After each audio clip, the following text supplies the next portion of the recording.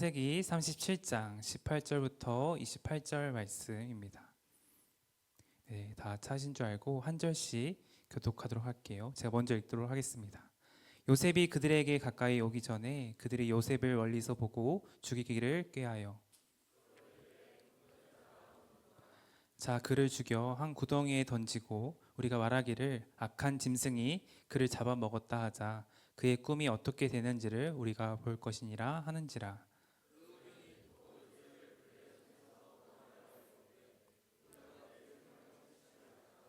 르우벤이 또 그들에게 이르되 피를 흘리지 말라 그를 광야 그 구덩이에 던지고 손을 그에게 대지 말라 하니 이는 그가 요셉을 그들의 손에서 구출하여 그의 아버지에게로 돌려보내려 함이었더라.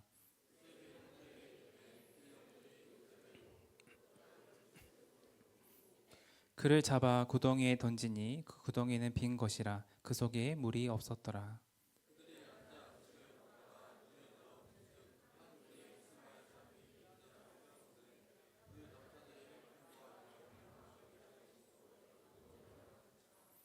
유다가 자기 형제에게 이르되 우리가 우리 동생을 죽이고 그의 피를 덮어둔들 무엇이 유익할까?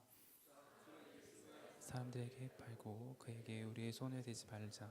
그는 우리의 동생이요 우리의 혈육이니라 하매 그의 형제들이 정정하였더라. 함께 읽겠습니다. 그때 미디안 사람 상인들이 지나가고 있는지라 형들이 요셉을 구덩이에서 끌어올리고 은 20에 그를 이스마엘 사람들에게 팔매 그 상인들이 요셉을 데리고 애굽으로 갔더라. 아멘. 옆에 계신 분들과 함께 잠깐 인사를 하면서 나아가기 원하는데요. 질문 겸 인사 겸 한번 이렇게 인사를 해보면 좋겠습니다. 오늘 점심 뭐 먹었나요? 이제 대답도 하셔야겠죠, 자연스럽게. 네. 어디서 야무지게라는 말이 들리는데요. 네. 든든하게 점심을 잘 드시고 오셨나요? 네. 오늘 든든하게 먹고 온 점심 때문에 이렇게 설교 시간이 졸릴 수도 있지만 정신을 잘 잡고 함께 말씀을 나누며 또 귀한 은혜의 시간이 되었으면 좋겠습니다. 오늘 설교 제목은 사랑은 무례히 행치 않음이라는 제목으로 정해 보았습니다. 지금은 반영을 하지 않지만 예전에 사람들의 고민을 들어주고 이렇게 문제 이건 좀 고민이다 하면서 해결했으면 좋겠다라는 그런 프로그램을 반영했던 안녕하세요라는 프로그램이 있었습니다. 혹시 아시나요? 아, 다행이네요.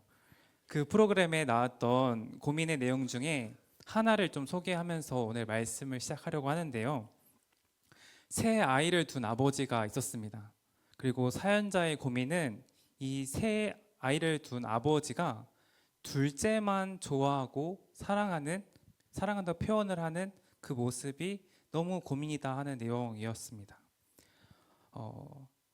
오죽하면 이렇게 고민을 들고 나왔을까 살펴보았더니 그 세 아이들 중에 둘째만 너무 예뻐해서 예를 들면 둘째와 셋째가 어린이집에 가 있는데 둘째만 데리고 집으로 갔다라는 거예요.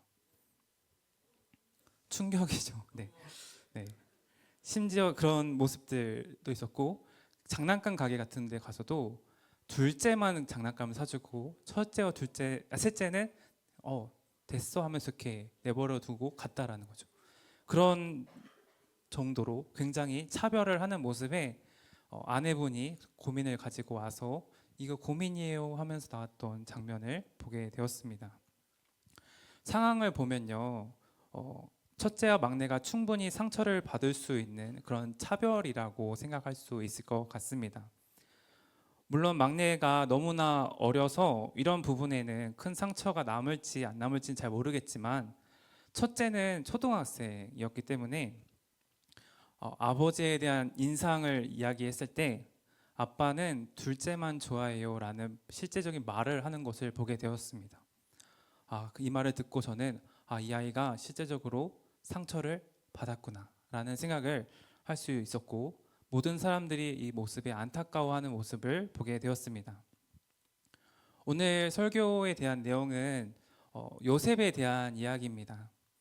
마음의 예배 시간에 우리가 함께 말씀을 읽었을 때 어, 굉장히 좀 과격하고 무섭고 폭력적인 내용을 좀 다루고 있어서 좀 걱정을 하긴 했는데요.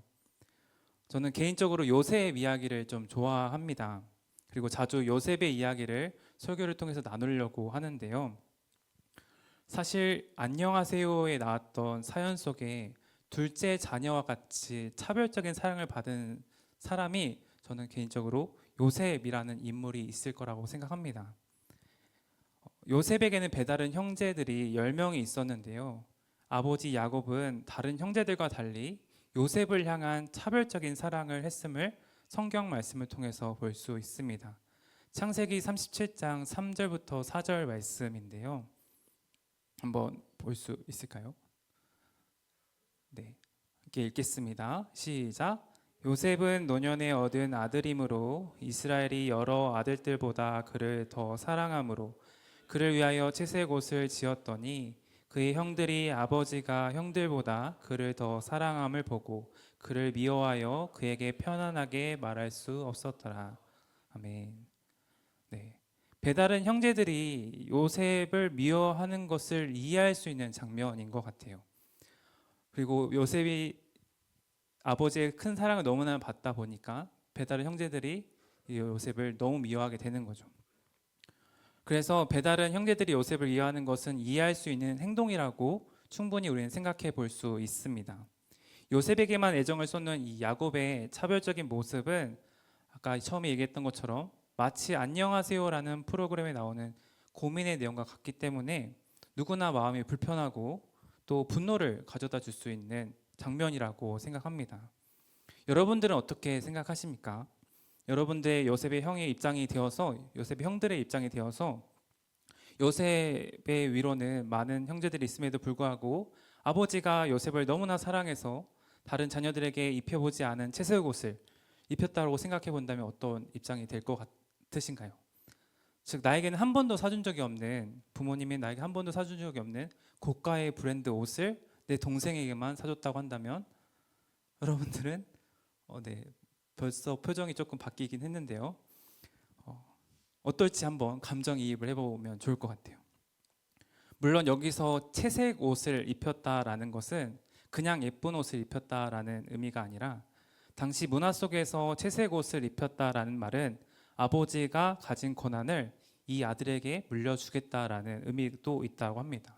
즉 이 가문의 리더가 이 아버지가 인정하는 가문의 리더는 바로 이 사람이야라는 것을 암묵적으로 이야기하고 있다라는 거죠. 즉 아버지가 위로 많은 형들이 있음에도 불구하고 당시 막내였던 요셉을 이 가문의 리더로 세우겠다는 무언의 메시지를 표하고 있다고 했을 때 다른 형제들이 생각할 수 있는 모습은 자기는 버림받았다라고 생각해 볼 수 있다라는 거죠.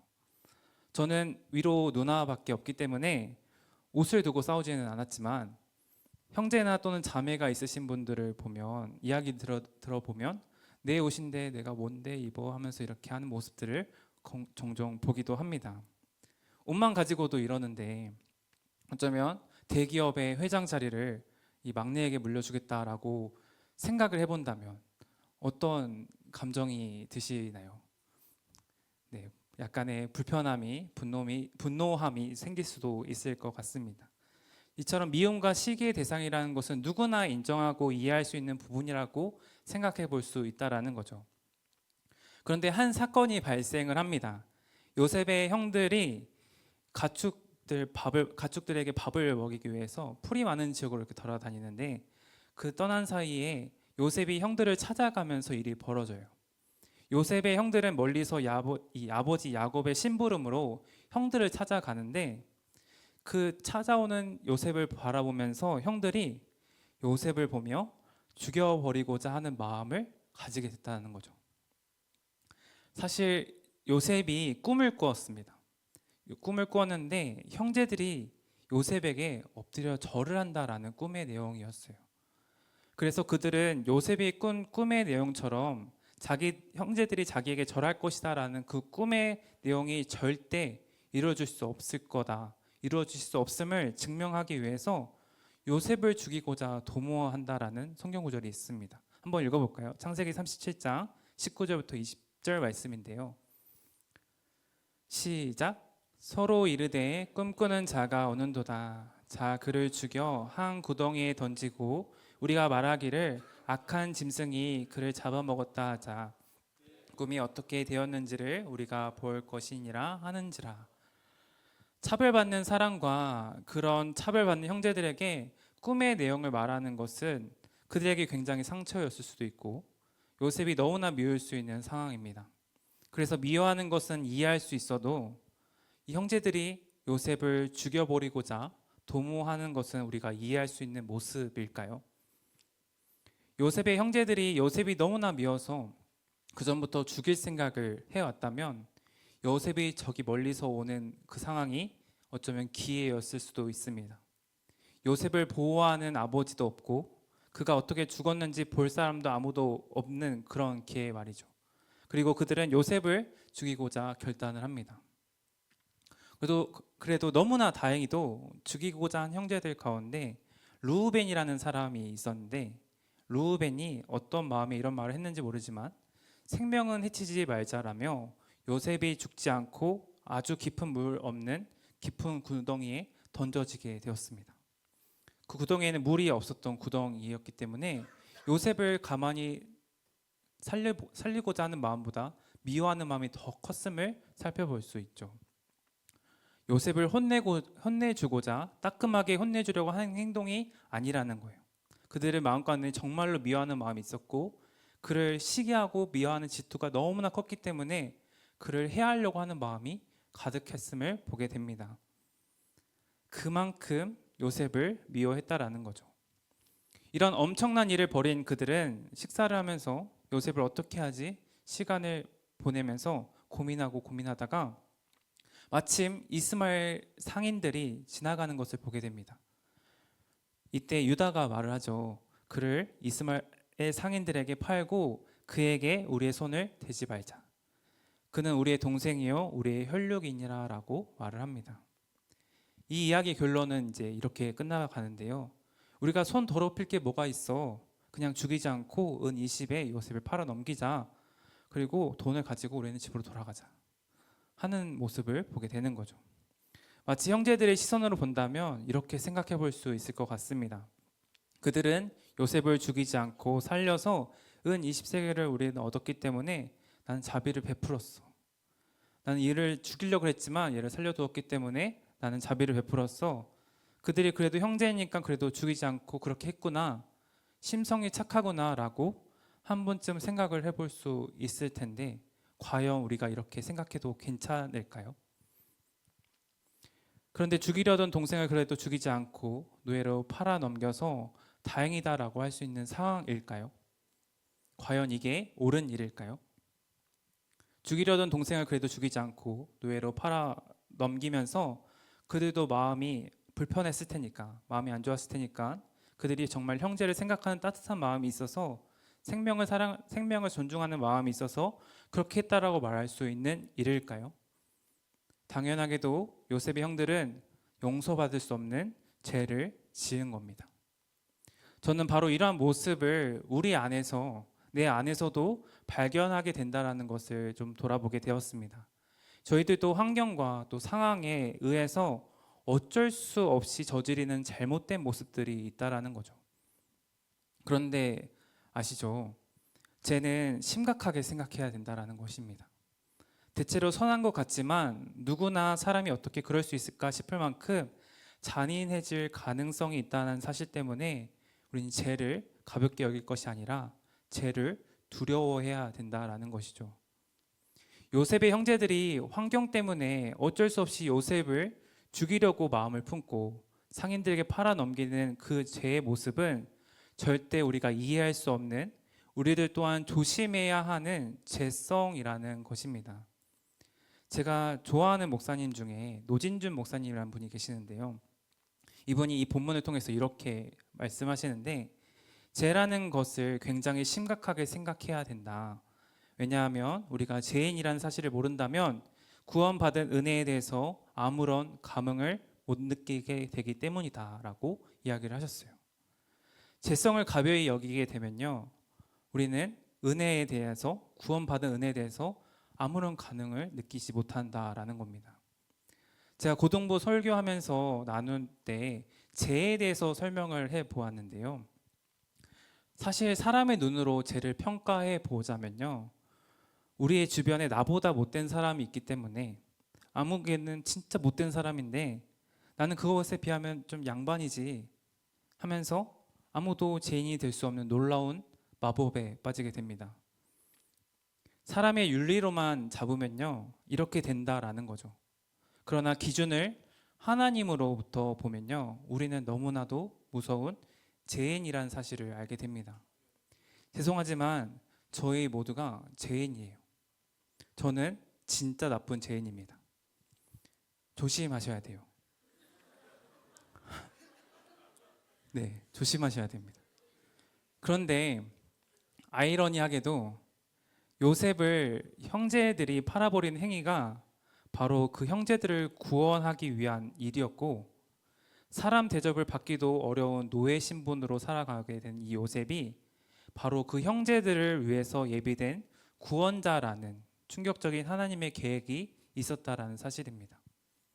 요셉이 부끄러움과 수치와 모욕을 당함으로 그가 팔림으로 그 형제들이 구원을 받게 된다라는 사실을 이 당시에 이 사람들은 아무도 몰랐던 사실이었죠. 여러분들은 은 20에 팔리고 부끄러움과 수치를 당하던 그가 애굽의 총리가 되어서 흉년 가운데서 가족들을 애굽으로 불러오고 그들이 배고프지 않게 또 애굽에 살아갈 수 있는 터전을 마련해 주었다는 사실을 생각하면서 어떤 분이 연상이 되진 않으신가요? 우리를 위해 십자가의 길을 가신 예수 그리스도를 한번 생각해 볼 수 있을 것 같습니다. 하나님을 대적했던 인간들이 아무런 소망이 없이 절망의 늪을 헤맬 때 그들을 구원하기 위해서 하나님의 아들 예수님은 고난의 길을 가셨고 십자가의 죽임을 당하셨다는 사실을 우리는 알 수 있습니다. 이사야서 53장 5절 말씀인데요. 우리 함께 다시 한번 읽어보도록 하겠습니다. 시작. 우리의 허물 때문이요 그가 상함은 우리의 지악 때문이라. 그가 징계를 받음으로 우리는 평화를 누리고 그가 채찍에 맞음으로 우리는 나음을 받았도다. 아멘. 그런데 저희들 가운데도 이러한 사실에 어떠한 감흥이 없다라는 거예요. 예수 그리스도께서 우리를 대신하여 찔림을 받으셨고 우리 때문에 징계를 받으셨는데 우리의 그 은혜를 생각해 보았을 때 아무런 감흥을 느끼지 못할 때가 있다라는 겁니다. 이것이 하나님 앞에서 죄에 대한 두려움과 떨림이 없기 때문이라고 아까 전에 이야기했던 노진재 목사님이 또 이야기하셨는데요. 저희가 오늘 요셉 형제들이 그래도 요셉을 죽이지 않아서 마음만은 심성이 착하구나, 괜찮은 사람이었구나 라고 생각을 해본다면 우리도 그렇게 나쁜 사람은 아니야라고 합리화시키며 살아가고 있지 않은가 한번 돌아보아야 될 때가 된 것 같아요. 하지만 저희는 생각한 것처럼 어쩌면 하나님 앞에서는 그렇게 괜찮은 사람이 아니라는 것, 하나님 앞에서는 분명한 죄인이라는 것을 깨달아야 한다라는 것이죠. 요셉의 형제들이 요셉을 팔아 넘김으로 그들의 구원자가 되게 한 것처럼 우리도 예수를 죽여야만이 살 수 있는 죄인들이라는 사실을 기억했으면 좋겠습니다. 후에 애굽의 총리가 된 요셉을 바라보면서 형제들이 과거에 우리들이 너를 애굽에 팔아 넘겨서 애굽에 가서 너가 총리가 될 수 있었던 거야. 다 우리들 덕이야, 내 덕이야 라고 말할 수 있을까요? 아닐 거겠죠? 네. 오히려 총리가 된 요셉을 바라보면서 지난 과거에 지었던 제 무게감이 너무나 짓눌려져서 요셉을 감히 보기가 어려웠다라고 하죠. 두려워했었습니다. 물론 우리는 하나님의 위대한 사랑으로 하나님이 독생자 예수 그리스도의 보혈의 공로로 우리의 모든 죄를 용서받았기 때문에 하나님은 더 이상 그 죄책감으로 살아가기를 원치 않으십니다. 하지만 그렇다고 해서 우리가 그 은혜를 가벼이 여길 수는 없다라는 것이죠. 세계 토픽과 같은 기사가 있는 그런 기사들을 많이 간혹 보게 되는데요. 거기서 본 재미있는 이야기가 하나가 있었어요. 네. 혹시 아시는 분도 있을지도 모르겠는데 한 이탈리아 평범한 마을에 어떤 평범한 또 가정에서 가정집에 아주 멋진 그림이 이 가정 식탁 부엌에 이렇게 달려 있었다고 합니다. 그리고 이 멋진 그림은 어디서 났는지 살펴보니까 기차역에서 유심을 경매하는 일이 있었는데 거기서 단돈 3만 원에 구매를 해와서 가져왔다라고 해요. 그런데 어느 날 이 집안의 아들이 이 그림을 보더니 어디서 많이 봤는데 정말 어디서 봤지? 진짜 어디서 봤는데 하면서 생각하고 찾아보다 보니까 고갱이라고 하는 화가의 그림과 유사하다라는 사실을 깨닫게 되었습니다. 그리고 이 사실을 알고 경찰에게 조사를 의뢰하면서 밝혀진 게 있는데요. 이 그림이 런던에서 진짜 도난당한 진짜 고갱의 걸작품이었다라는 거죠. 가치를 따지자면요, 약 432억 원의 가치를 가진 그림이었대요.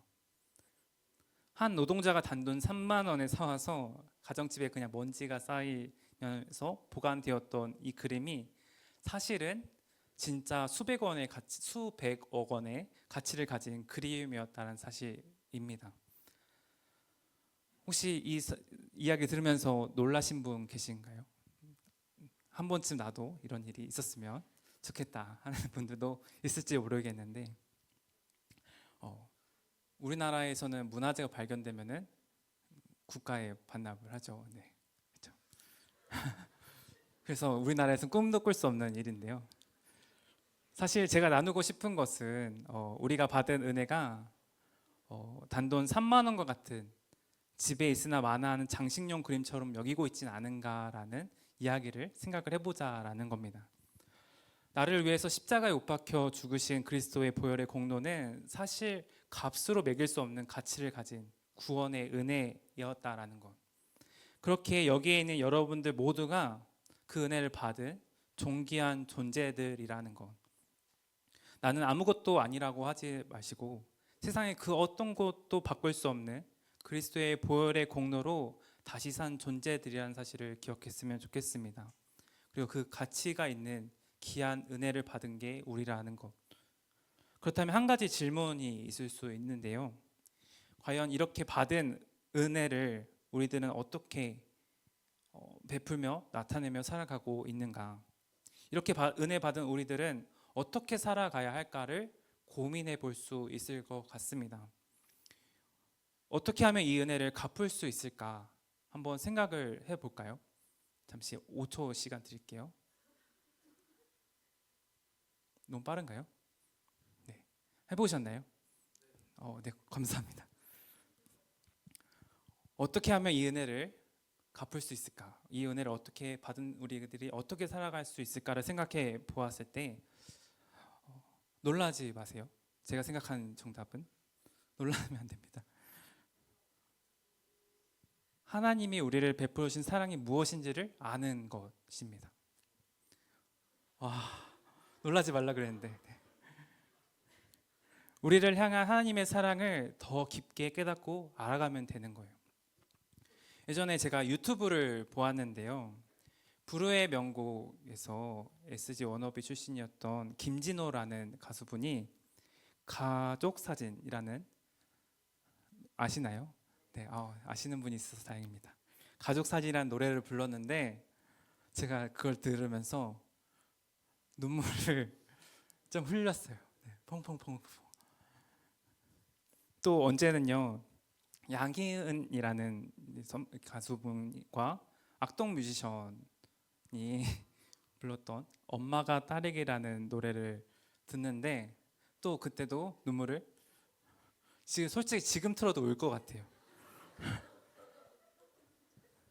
그때 들었던 저의 마음이 무엇이었냐면요, 부모님한테 전화드려야겠다, 앞으로 잘해야겠다라는, 부모님한테 효도해야겠다라는 마음을 가졌다라는 거. 그리고 실제적으로 전화를 해서 전화드렸을 때 저희 어머니 아버지는 왜 전화했어? 하는 그런 대답을 들었다는 거. 그 순간만은 부모님을 더 사랑하는 마음이 생기고 이로 인해 부모님이 우리를 향한 사랑이 얼마나 큰지를 깨닫고 돌아보면서 더 잘해야겠다, 더 해야겠다, 더 부모님에게 전화 더 자주 드려야겠다 라는 생각을 가지게 됐다라는 거죠. 은혜를 받은 우리들도 무언가를 더 해야 할까라는 생각을 해보았을 때 그건 아닌 것 같아요. 단지 우리가 하나님께서 우리를 향한 사랑을 어떻게 나타내 보이셨는지, 이 구원받은 은혜를 우리가 어떻게 받았는지를 아는 것, 생각해 보는 것, 깊이 깨달아 보는 것, 그 과정이 있다면 우리는 마치 가족 사진, 엄마가 딸에게 이 노래를 들으면서 눈물을 펑펑 흐르듯이 하나님 앞에 더 나아갈 수 있다라는 것입니다. 하나님이 나를 위해 얼마나 큰 사랑을 베풀었는지를 우리가 더욱 볼 수 있다면 우리는 하나님 앞에 은혜를 받은 깊이 아는 삶을 살아갈 수 있다라는 거죠. 그래서 배은망덕한 사람들의 모습을 보면요, 자신이 받은 은혜를 까맣게 잊어버리는 경우가 있습니다. 그것을 까맣게 잊어버리고 살아가는 사람들이 있어요. 저희 외할머니가 3년 전에 돌아가셨는데요. 외할머니가 손주들을 정말 많이 사랑해 주셨고 그 사랑을 잊어버리면 안 되는데, 할머니가 돌아가시는 그 순간에서야 다시금 생각하게 되더라고요. 우리 손주들을 우리 이렇게 얼마나 많이 챙겨주고 생각하고 사랑해주고 기도해 주셨는지를 그때서야 다시금 돌아보면서 또 전화 드릴 걸, 또 할머니 잘 드릴 걸 하는 생각들이 있었던 기억이 있습니다. 결국 오늘 말씀을 정리하면요, 하나님의 사랑을 잊지 말아야 한다라는 것입니다. 요셉의 형제들이 요셉을 팔아 넘겼습니다. 만약 요셉의 형제들이 총리가 된 요셉에게서 자신들이 과거에 팔아 넘겼기에 지금의 너가 있는 거야 라면서 자기들의 공로를 앞세워서 힘을 앞세워주고 힘을 주었다고 한다면 어땠을까요? 좀 못된 말이 나오겠죠. 자기들의 공로가 있는 것처럼 죄를 합리화시키거나 혹은 나도 은혜 갚기 위해서 할 만큼 했어 하는 식으로 자기 공로를 드러냈다면 어땠을까요? 네, 여기서도 나쁜 말이 나올 수도 있을 것 같아요. 우리는 그럴 수가 없다라는 거예요. 하나님 보시기에 하나님 앞에서 우리는 그렇게 살아갈 수가 없다라는 겁니다. 결론을 맺으려고 합니다. 사실 오늘 설교 제목을 정하면서 어떻게 하지? 어떤 제목을 정할지 고민이 많았는데요. 후보가 있다면 죄송합니다. 너 뭐 돼? 였어요.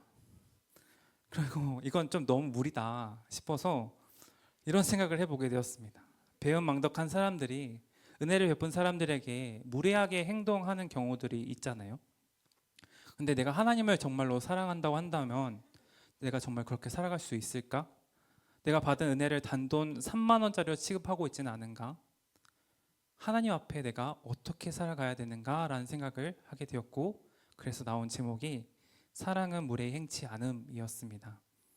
고린도전서 사랑장이라고 불리는 13장에 사랑은 이런 것이다 라고 정의를 내리고 있는데, 무례히 행치 아니한다라는 구절이 있었어요.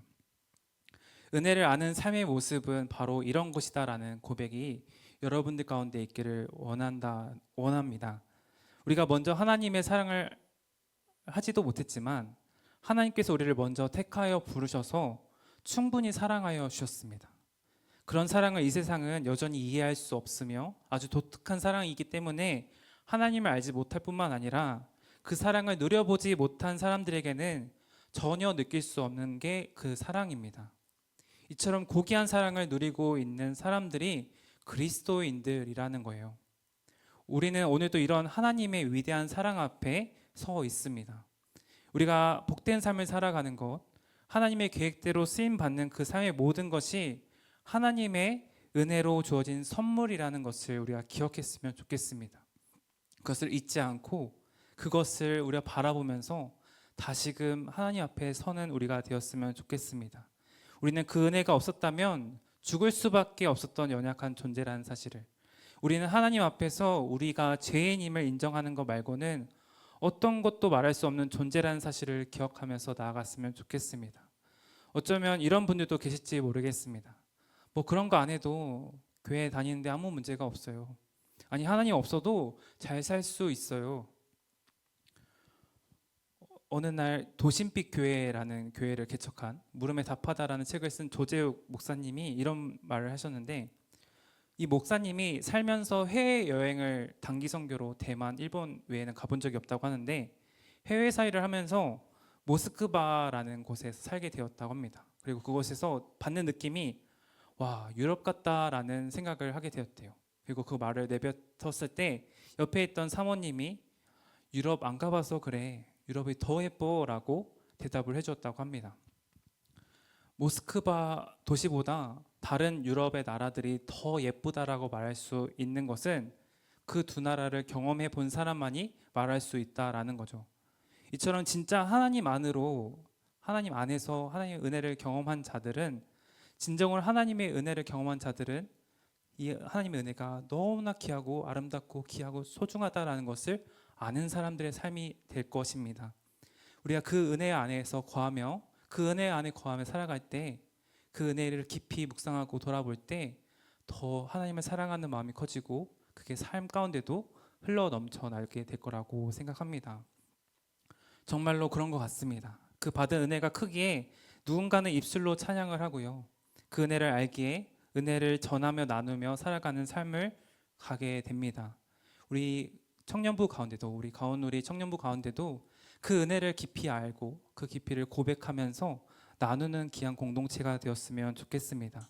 오늘 우리가 이 자리 가운데 있는 이유는 그 구원받은 은혜가 있었기 때문입니다. 그리고 그 구원받은 은혜를 우리가 입술로 고백하며 나눌 때 이 공동체는 더 풍성하게 하나님의 사랑 안에 거하며 그 깊이를 더 체험할 수 있는 은혜의 공동체가 될 줄 믿습니다. 우리 함께 찬양하면서 나아가길 원합니다. 오늘 또 우리가 예배할 수 있는 이유는 이라는 찬양인데요, 찬양의 가사를 한번 묵상해 보면서 함께 고백하면서 나아갔으면 좋겠습니다.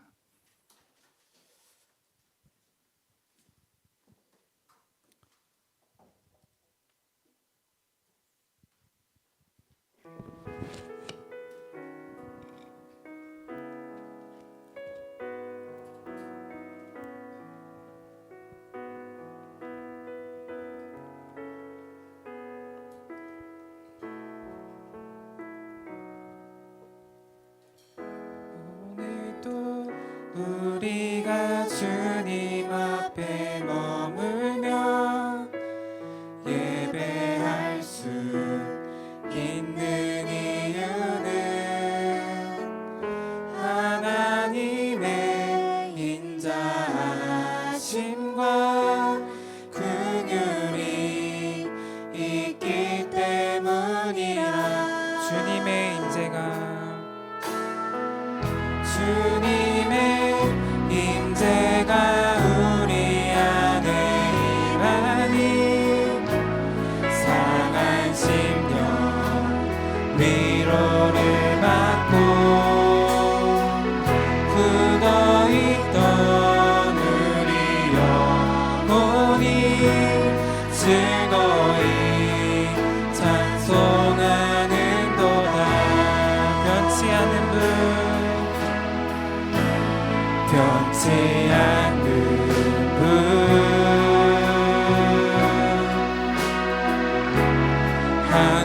한결같으신 분, 아침마다 성실하게 일하시는 우리 주의 은혜가 충만해.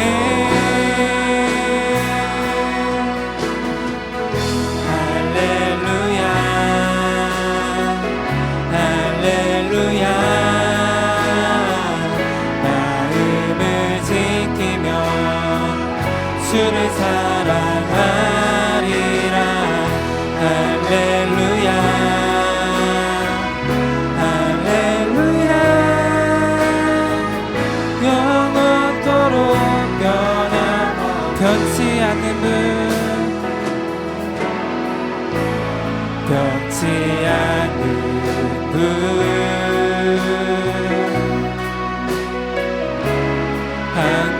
한결같으신 분,